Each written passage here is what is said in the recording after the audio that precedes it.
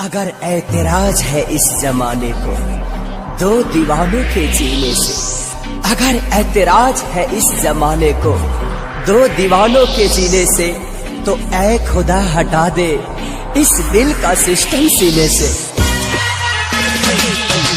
Music director Tuntun Babu Salha Hajipur Vaishali. Balaji recording studio Jadavpur.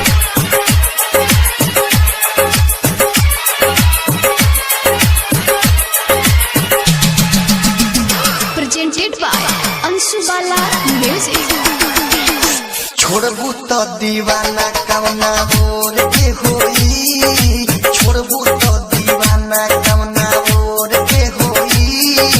आखिरी मिलन घोटा मोर के होई, आखिरी मिलन घोटा मोर के होई।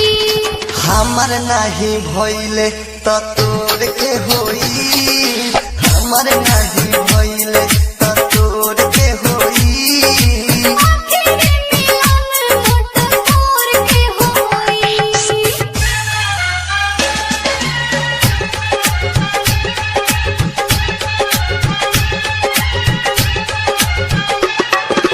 Music director Tuntun Babu Salha Hajipur Vaishali.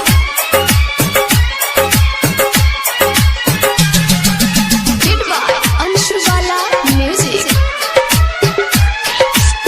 जात बारू ससुरा तो अब का हम आए। तू जदी कहबो त ससुरा हम जाए।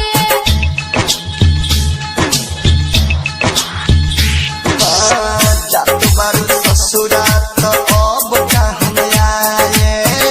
तू जदी कहबो त ससुरा हम जाए। आवो रोवा रोई गर जोर के होई, आवो रोवा रोई गर जोर के होई। आखिरी मिलन मोटा कोर के होई, आखिरी मिलन मोटा कोर के होई।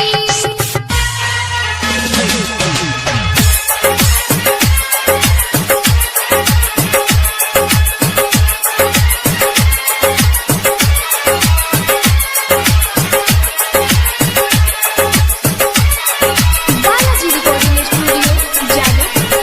सब लोग गीत गावे मेरा ही बीजी।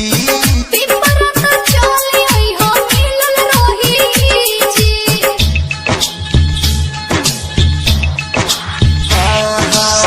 सब लोग